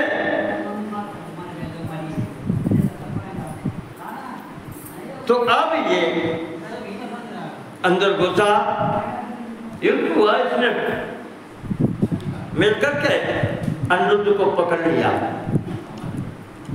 लेकिन इसको बात ये याद आ गई कि अभी आकाशवाणी हुई थी कि तुम्हारा अभिमान दूर हो जाएगा, समय आ गया है। तो आकाशवाणी का स्मरण करके फिर इसने मारा नहीं, पकड़ तो लिया अनिरुद्ध को, जाकर के अपने जेल खाने में डाल दिया, लेकिन मारा नहीं। शंका हो गई, जब इतनी बड़ी बात है, उधर शंकर भी आशीर्वाद दे चुके हैं कि मौका मिलेगा, और इधर आकाशवाणी होती है कि तुम्हारे गर्व को मिटाने का समय आ गया है, और जो भगवान चाहते हैं वही होता है। तो इस प्रकार से इसने अनिरुद्ध को जेल में डाल दिया। अब ये यहाँ पर ऐसी स्थिति हो गई। उधर भगवान कृष्ण के यहाँ ढूंढे जा रहे, एक लड़का कहाँ गया, कहाँ गया, कहाँ गया। जो कोई खबर नहीं देता, नारद जी का काम है, नारद जी पहुंच गए। चत्वारो वार्षिका माता, 4 वर्षें बीत गई। 4 वर्ष से लड़का गायब है। अरे अब तो होना तादाद ज्यादा है ना, रजिस्टर हाजिरी लगत हुई नहीं पता लोगों। 16,108 रानी, सबके 10 लड़का। रुक्मिणी जी के सबसे बड़े प्रद्युम्न हैं, उन्होंने ब्याह हो चुको जो नाती। तो 16,108 में 10 लड़का सबके हैं, एक बिटिया सबके है, 11 संतानें सबके हैं। तो हाजिरी रजिस्टर लेके कोई लगाओ तो ये नहीं 56 करोड़ नहीं कि थोड़े हैं, जो तो केवल उनको परिवार आपको बताया जाए। भागवत में तो आखिरी अध्याय में लिखा है कितने आचार्य हैं भगवान के यहाँ यदुवंश में, द्वारिका में जो पढ़ाओ हैं कितने 3,88,000 मास्टर हैं पढ़ाने वाले। समझ लो परिवार एक चौड़ो है। भागवत में आया है अंतिम अध्याय में। तो यहाँ पर जब पता लग पाया तो पता लगा रहे नारद जी ने बताया तुम यहाँ ढूंढ रहे हो, वो वहाँ बाणासुर की जेल में पड़े हैं। और उषा जो उसकी पुत्री है उसने यहाँ को उठवा लिया, ये बता दिया इन्होंने, इशारा कर दिया कि इस प्रकार से है। तो ये यहाँ पर अक्षौहिणी भी 12 भी समवेता सर्वतो दिशम, 12 अक्षौहिणी सेना लेकर के बलराम जी भगवान कृष्ण यहाँ से निकलते हैं। रुरुदुर्बाण नगरम समन्ता सातुतर्षवा, चारों तरफ से जाकर के बाणासुर की राजधानी घेर ली। यहाँ पर भीषण युद्ध हुआ, बहुत विस्तार न करके आपको संक्षेप में बता दें। भीषण युद्ध हुआ, बाणासुर को हारता हुआ देखकर अब रक्षा का बात तो भगवान पर है, शंकर जी पर चेला रखाना है, वरदान दे चुके हैं। अंततः भगवान महादेव को भी सामने आना पड़ा, बाणासुर को पीछे किया, अपना आगे खड़े। भगवान कृष्ण सामने हैं, बाणासुर को पीछे करके और ये खड़े हैं। शिव जी भगवान श्री कृष्ण ने देखा है महादेव जी को, तो हाथ जोड़े, कहा महाराज अब ये भी होगा क्या? अब आप आएंगे सामने, ऐसा तो हमने भी नहीं सोचा। देव देव महादेव शरणागत वत्सल, नमामि त्वानंत शक्तिम सर्वात्मानं परेश्वरम। आपकी तो शक्ति अनंत है, शरणागत वत्सल हैं आप, सर्वात्मानम संपूर्ण व्यक्तियों के अंदर आत्मा स्वरूप से आप ही रहते हैं। हमने ये नहीं सोचा था कि आप आएंगे यहाँ पर सामने। तो निवर्त देव प्रभु सामने से हट जाओ। तो अच्छा कौन वृथा भवेत, और हम जिसलिए आए हैं, हम तुम्हारी वाणी सत्य करने आए हैं, इनकी खुजली मिटाने आए हैं। आपने कहा था, इसने आपसे युद्ध मांगा था, आपने कहा था कि माओ की खुजली मिटाने वाला आ रहा है, आ जाएगा, वो करेगा, मिट जाएगी तुम्हारी। तो महाराज कुछ समय है, फिर हम आपकी आज्ञा से हम भी आ गए हैं, तो कर लेना। तो ये आज्ञा हम दे प्रभु में तुम बाणस्य भुज कृंत ने, महाराज हमें छांट ले दो। हाँ, इनके 1000 भुजाएं थी, तो भुज कृंत ने बाहें काटने के लिए आप आज्ञा दें। तो भगवान कहते हैं कि बात सही कहते हो तुम, कहा भी है मैंने, लेकिन अब हम रक्षा का आश्वासन इसको दे चुके हैं तो हम अपनी बात से पीछे कैसे हटे? किम करोमि रमानाथ भक्ताधीन सदा रे। जैसे तुम भक्त के अधीन वैसे हम भी भक्त के अधीन महाराज। अब हम पीछे कैसे हटे? बात तुम्हारी सब सही, लेकिन खोटा है नहीं करी। ऐसे पंचायत है रही।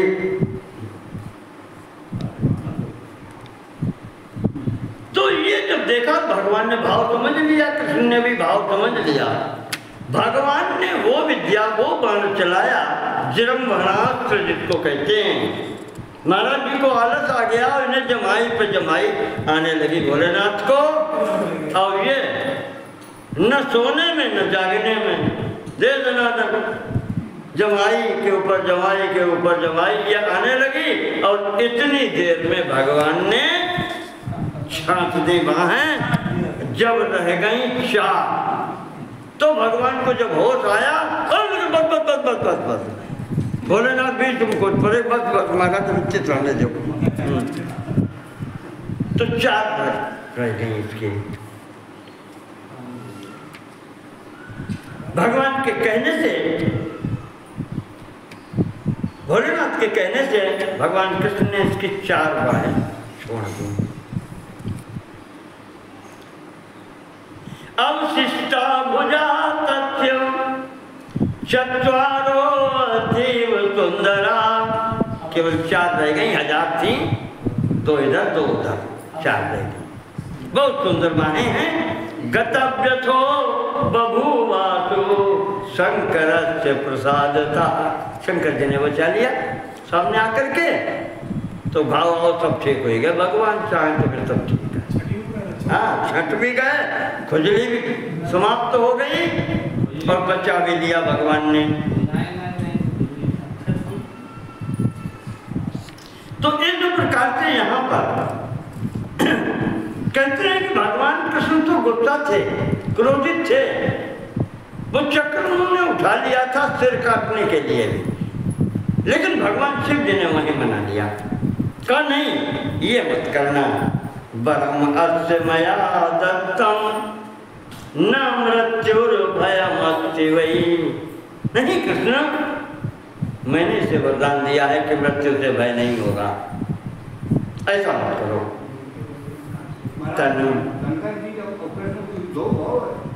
यही बता तो दिया, युद्ध होने के बाद ही क्या घटना है।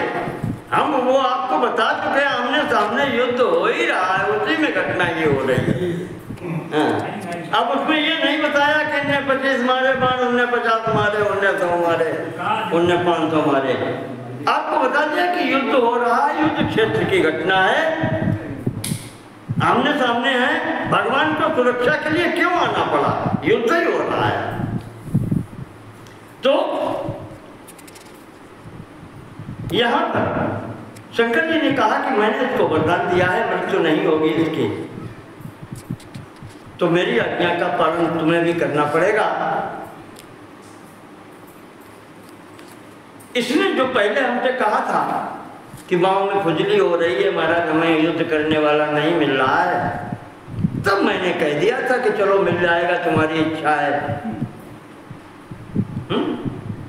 पुरायम गर्वितो मत्तो, ये घमंडी हो गया था, गर्व हो गया था, इसको मतवाला हो गया था, ये हमसे युद्ध मांग रहा था।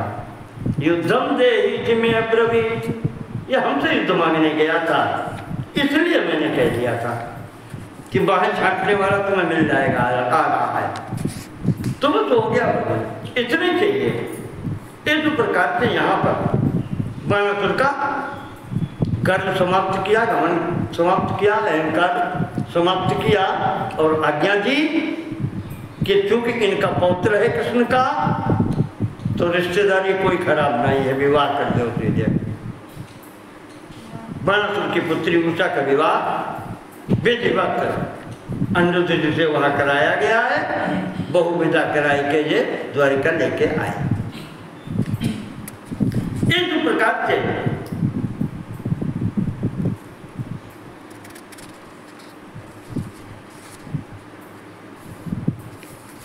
भगवान बहू को लेकर के पौत्र वधू इसको लेकर के यहाँ जब आए द्वारिका वापस, इसके पश्चात ये जो बातें वहाँ पर हुई बाणासुर तो सामने था ही। इसने जब व्यवहार देखा कृष्ण के साथ में और भगवान की बातचीत देखी, देख करके वहीं से इसकी बुद्धि तुरंत हो गई। क्योंकि शंकर जी हमेशा साथ रहने वाले थे तो इतनी बुद्धि इसकी खराब नहीं है। ये तुरंत वहीं पर भगवान के चरणों में गिर गया शंकर जी के। देव देव महादेव शरणागत वत्सल त्वां नमामि महेशान दीन बंधो दयानिधे। कहता है प्रभु आपने मेरे लिए इतना बड़ा कार्य किया है कि कृष्ण के सम्मुख आप मेरे आगे खड़े हो गए मेरी सुरक्षा के लिए। ये इसको भी पता है कि ये भगवान का अवतार है। तो कहता है कि भगवान कृतामयि कृपा आपने मेरे ऊपर बहुत बड़ी कृपा की। और ये क्या कम है कि आपने मेरा अहंकार दूर कर दिया। जिसका व्यक्ति भला चाहता है उस पर ऐसे ही कृपा होती है। रक्षा का दायित्व तो आपने पूरा निभाया, जो पाठ पढ़ाना था वो भी पढ़ा दिया। जिसे अध्यापक पढ़ाता है डंडे से मारता उतने मारता है जितना बच्चे को सहन हो। मुख्य उद्देश्य उसका होता है पाठ पढ़ाना। चेले को पाठ पढ़ाना था, उसका अहंकार दूर करना था कि बेटा तुम ही वीर नहीं हो संसार में, तुमसे भी बढ़ के हैं, ये सिखाना है उसको। तो ये दिखा दिया, उसको उसकी स्थिति बताई। इसीलिए वो कहता है कि प्रभु आपने अच्छा पढ़ा दिया, मैं भी समझ गया इस संसार में आपके सिवाय अब तो कोई पूर्ण है नहीं। महाराज हम भी उसी श्रेणी में आते हैं। हम कैसे जान सकते हैं अपनी महिमा? आप ही जान सकते हैं। जितना आप बताते हैं उतना हम लोग जान पाते हैं। हम आपकी शरण में हैं प्रभु, अब हमारा भी उद्धार करो। भगवान से ही मांगता है। इति श्रुत्वा स्वभक्तस्य भगवानस्य भगवान भवः। ये विनती जो सुनी है भगवान शंकर जी ने बाणासुर की, तो कहते हैं कि सर्वम लभिष्यसि इत्युक्त्वा, जो तुम्हारा संकल्प है वो तुम्हें सब प्राप्त होगा। बस और कहने सुनने की बातें नहीं, जो तुम्हारे हृदय में है वो मैंने दिया। तत्रैव अंतर्धीयत। और यहाँ से भगवान अंतर्ध्यान हुए। इसने भगवान को देख करके यही इच्छा चाहिए थी कि ऐसा ही स्वरूप मिले। कहते हैं कि ततः शंभो प्रसादेन, भगवान शिव के प्रसन्नता प्राप्त की इसने, कृपा प्राप्त करके महाकालत्वागता, ये गणों में इसका विस्थान हुआ और इनका नाम रखा गया महाकाल। ये उज्जैन वाले महाकाल नहीं है, वो तो भगवान स्वयं है। हाँ, ये भगवान के गण हैं जो अनुचर हैं, उनमें है महाकाल नाम के गण। और भगवान से जो संबंधित हो जाता है वो सब उन्हीं का स्वरूप है।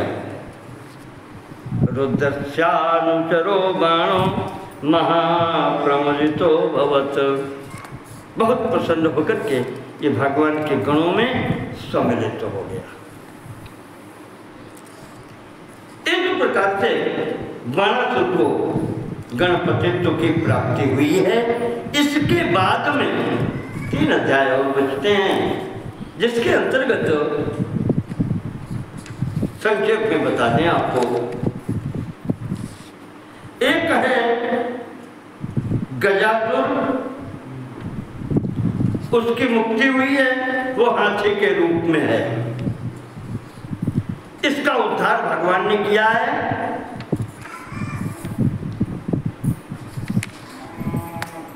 ये स्त्री का रूप धारण करके आया था, तो भगवान ने इसका भी उद्धार किया। और उसके पश्चात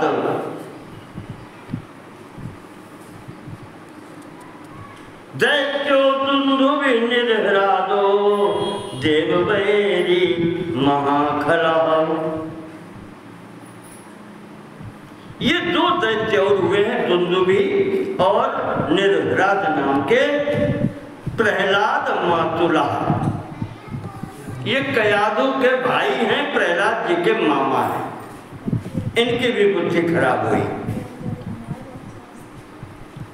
ये भी आकर के इन्होंने वैर किया।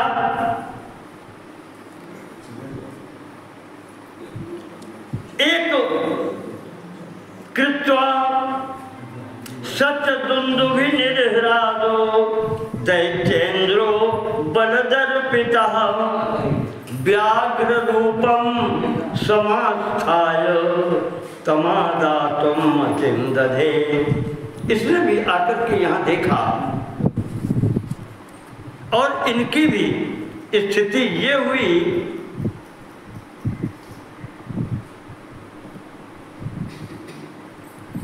कि काशी में आकर के इन्होंने बहुत से ब्राह्मणों को मारा, खाया।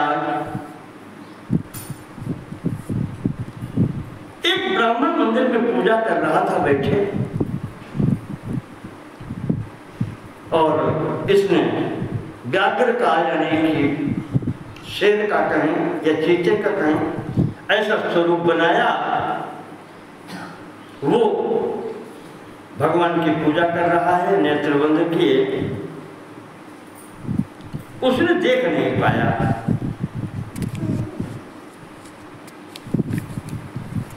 जो ब्राह्मण बैठा था उसने देख नहीं पाया, लेकिन भगवान तो सब देखते हैं, ब्राह्मण ने नहीं देख पाया।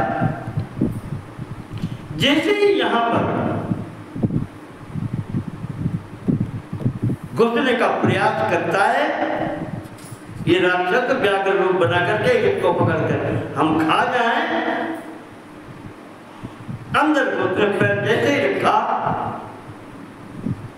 तो पंचास्य पंचास्यम मुट्या मूर्धन्यताड़यत। 55 ने 55 के ऊपर मुट्ठी का प्रहार किया। 55 शेर को भी कहते हैं ना, तो भगवान भोलेनाथ ने अपने 55 भोलेनाथ भी हैं और 55 शेर को भी कहते हैं। तो यहाँ पर दोनों के लिए शब्द पंचास्यम 55 ने 55 के ऊपर मुट्ठी का प्रहार किया। तेन सतेन मुष्टिघातेन कक्षा निष्पेषणेन च। एकदम जैसे प्रहार किया है तो एकदम चिल्लाया। जो शेर था उसके चिल्लाने से एकदम सब चारों तरफ थे, जो ध्यान नहीं था सबका ध्यान पहुंच गया वहां पर, सबका ध्यान पहुंच गया। तो भगवान भी समक्ष खड़े हैं, वो शेर भी सामने है।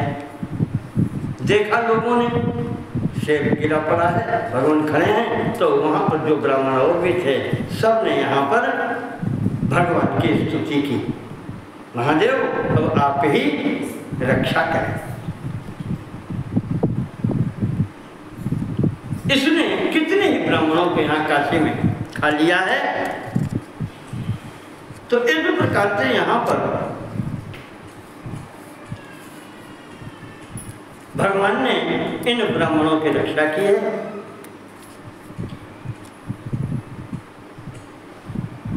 रक्षा करने के उपरांत अब देवता भी आ गए, उनका काम तो स्तुति करना है। व्याघ्र के रूप में जो दुंदुभि और नरराज दैत्य था, ये मारा गया है। मारा जाने पर ब्राह्मणों ने की है यहाँ पर स्तुति और देवताओं ने भी स्तुति की है। और यहाँ जो उस ब्राह्मण के द्वारा जो लिंग स्थापित किया गया है, उसको भी पूजन हुआ है विधिवत उन सब देवताओं ब्राह्मणों के द्वारा। भगवान ने सबको अभय दान दिया है यहाँ पर। इसके पश्चात इसको समाप्त करके इसके बाद में अंतिम अध्याय में एक दैत्य हुआ है,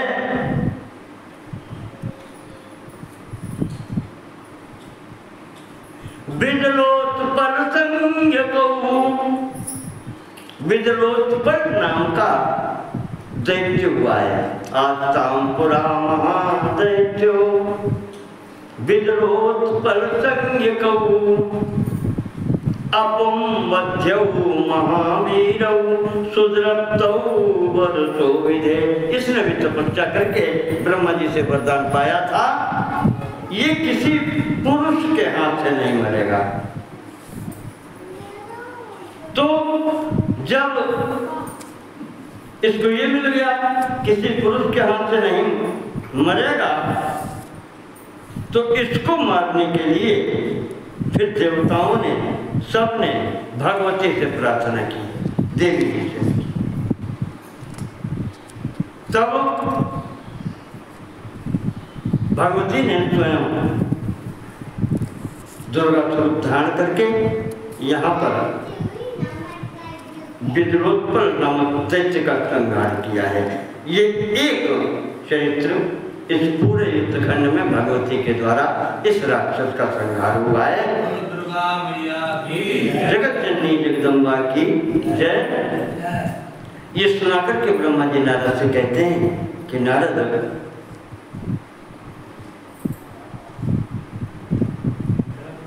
व्यास जी ने जो लिखा है और काशी जी में जाकर के भगवान की पूजा की है, वो भक्त हैं और उनके द्वारा रचित ग्रंथ है ये शिव पुराण, जिसका ये तीसरी संहिता है कि चौथी? हाँ, द्वितीय है। पहली विद्येश्वर संहिता थी, दूसरी ये रुद्र संहिता थी। ये सबसे बड़ी संहिता है, इसके 5 खंड थे। ये 5वीं युद्ध खंड ये पूर्ण होता है। यहाँ पर ब्रह्मा जी कहते हैं कि जो भी इसको सुनता है भक्तिभाव पूर्वक, जो पढ़ता है, विशेषकर इस युद्ध खंड का जो पढ़ता सुनता है, शत्रु बाधा निवारिका, ये युद्ध खंड जो है संगीता का युद्ध बाधा से मुक्ति दिलाता है। और संपूर्ण रुद्र संगीता के पाठ से ऐसी कोई भी कामना नहीं है जो पूर्ण न हो। भोग भी इससे प्राप्त होते हैं, मोक्ष भी इससे प्राप्त होता है। संपूर्ण कामनाओं को पूर्ण करने वाला है। सूत जी कहते हैं कि इस प्रकार से ब्रह्मा जी का और नारद जी का संवाद हमने रुद्र संगीता के रूप में आपके समक्ष रखा। यहाँ पर संगीता पूर्ण होती है और अब आप जो सुनना चाहते हैं वो अगले खंड में फिर हम सुनाएंगे। बोलिए शंकर भगवान की जय, महाकाल की जय, बोल लंकेश्वर हनुमान की जय।